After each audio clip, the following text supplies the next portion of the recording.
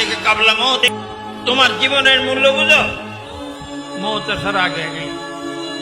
মৌতের পরে আর কিছু করা যাবে না।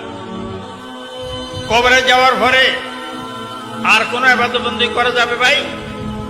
কি বলে যাবে? এই জন্য আল্লাহ পাক হাবিব উম্মতকে নসিহত করছেন যে তোমার জীবনের মূল্য বুঝো মৌত আসার আগে আগে।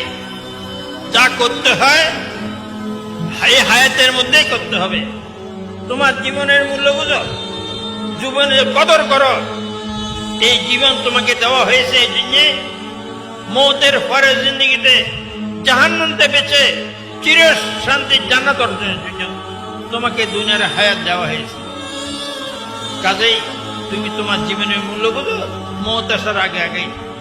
মৌতের পরে আর কিছু করা যাবে না। যা করতে হয় যতদিন হায়াত আছে ততদিন নেক আমল করা যাবে, এরপরে আর নেক আমল করা যাবে না।